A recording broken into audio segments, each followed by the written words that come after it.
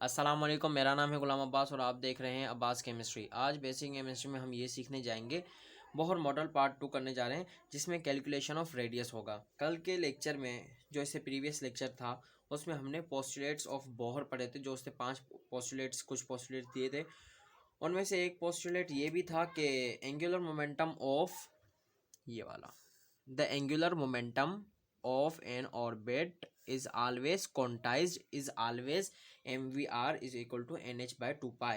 इसका मतलब ये था कि एंगुलर मोमेंटम जो होगा, जिसे हम mvr लिखते हैं, वो nh अपॉन 2 पाई ही होगा, जिसमें पाई प्लैंक्स कांस्टेंट और 2 भी कांस्टेंट और पाई भी कांस्टेंट, और जो ये n है ये होता है ऑर्बिट नंबर, मतलब ऑर्बिट नंबर 1 2 3 4, ये लास्ट लेक्चर में हमने पढ़ लिया था। अब अगर आज हम रेडियस जो कि न्यूक्लियस से लेकर फर्स्ट शेल तक है, उसको अगर हमें कैलकुलेट करना है, अब हमें ये बात भी मालूम होनी चाहिए कि बोहर का मॉडल सिर्फ सिंगल इलेक्ट्रॉन सिस्टम के लिए ही एप्लीकेबल है। तो ये जो न्यूक्लियस है उसमें प्रोटॉन होते हैं, ओके, और ये जो एक इलेक्ट्रॉन, हाइड्रोजन के पास सिर्फ एक ही प्रोटॉन और एक ही इलेक्ट्रॉन होता है, हम सबको ये मालूम है। तो Z टाइम्स E, मैंने न्यूक्लियस को किस तरह से लिख लिया, Z times E, Z proton number, okay, और E इलेक्ट्रॉन नहीं है बल्कि ये चार्ज जो अंदर है, मतलब जो प्रोटॉन को E जाहिर कर रहा है, ओके। अब हम आते हैं, देखते हैं कि इसमें कौन कौन सी फोर्सेस लग रही हैं। यहाँ से बात शुरू होती है कि एक तो इलेक्ट्रॉन यूनिफॉर्म सर्कुलर मोशन करेगा, ये बात हमें पता है। तो यूनिफॉर्म सर्कुलर मोशन का जो फॉर्मूला है वो हम सबको मालूम है कि एफ फोर्स जो होती है ये is equal to M V square upon R, okay. और अब एक और भी फोर्स लग रही है जो कि इलेक्ट्रोस्टैटिक फोर्स है, जो कि प्रोटॉन और एक इलेक्ट्रॉन के दरमियान होती है, जिसकी वजह से इलेक्ट्रॉन घूमता है। तो ये जो फोर्स होगी इलेक्ट्रोस्टैटिक, कूलम्स लॉ की मदद से हम इसको लिखेंगे। तो कूलम्स लॉ के Q1 Q2 upon R square, इसका मतलब क्या था कि भाई ये K तो एक कांस्टेंट है, ओके, और Q1 Q2 ये दोनों चार्जेस, मतलब फॉर एग्जांपल एक प्रोटॉन है चार्ज, पॉजिटिव चार्ज, ये नेगेटिव, ये हमेशा ऐसे ही नहीं होगा, इसमें नेगेटिव नेगेटिव चार्ज, दो इलेक्ट्रॉन के दरमियान भी फोर्स हम मालूम कर सकते हैं, दो प्रोटॉन। फिलहाल हमें जो इस केस में इसका रोल दरकार है वो ये है कि ये पॉजिटिव चार्ज और ये नेगेटिव। तो आइए हम इन दोनों को, और ये जो आर है ये प्रोटॉन और इलेक्ट्रॉन के दरमियान का डिस्टेंस है। तो ये दोनों एफ और एफ बराबर है, हमने दो फोर्सेस को अब सिंपली बराबर रखना है, जिसमें हमने पहली फोर्स, ये जो इलेक्ट्रोस्टैटिक फोर्स है जो कि इलेक्ट्रॉन और प्रोटॉन और इलेक्ट्रॉन के दरमियान लग रही है, जिसकी वजह से इलेक्ट्रॉन को इसने कैद करके रखा हुआ है फर्स्ट शेल में। तो इसको के Q1 Q2 upon R square is equal to M V square upon R, इसमें हमने और कुछ नहीं किया, इन दोनों फोर्सेस को बराबर रख दिया है। ये जो यूनिफॉर्म सर्कुलर मोशन और ये जो फोर्स है ये इलेक्ट्रोस्टैटिक फोर्स है, जो कि दोनों चार्जेस के दरमियान लग रही है। अब हम इसमें वैल्यूज पुट कर देते हैं। के तो सिंपली कांस्टेंट है, Q1 कौन सा है, Q1 है भाई, ये है Q1, ZE, तो हम इसको ZE ऐसे रख देते हैं, और Q2 क्या है, इलेक्ट्रॉन, ओके। और कुछ भी नहीं किया हमने, सिर्फ इनकी ये M V square upon R, okay.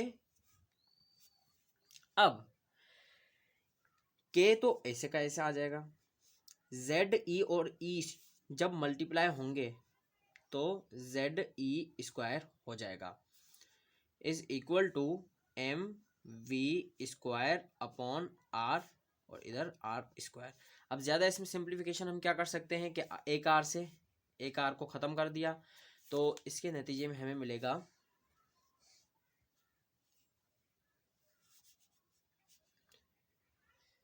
के Z E square upon R is equal to M V square.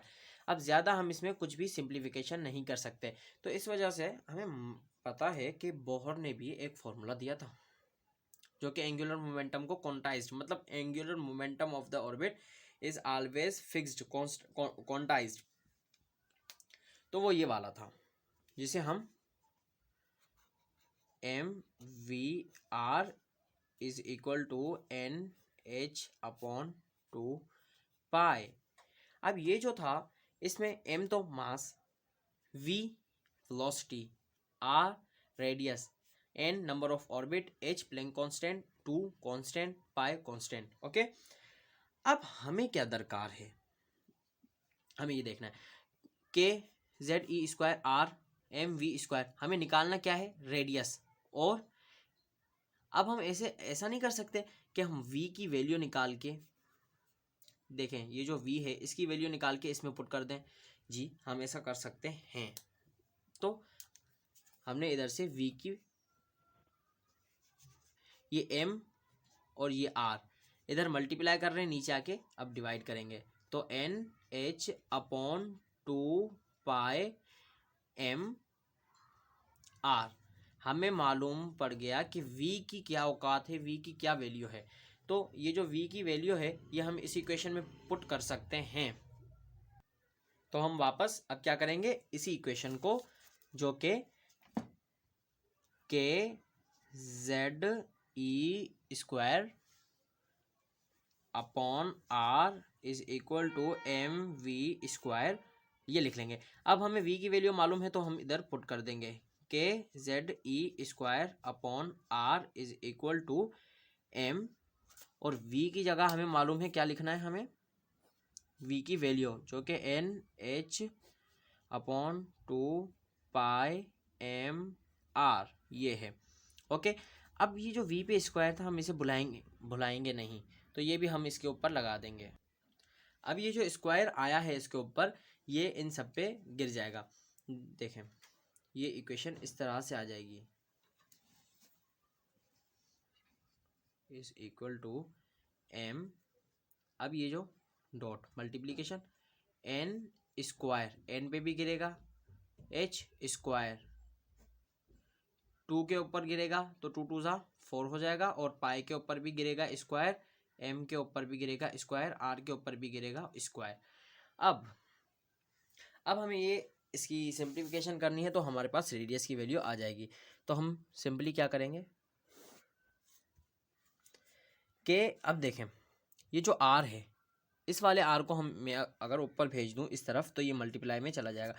तो अब ये क्या करेंगे हम इसे K Z E square is equal to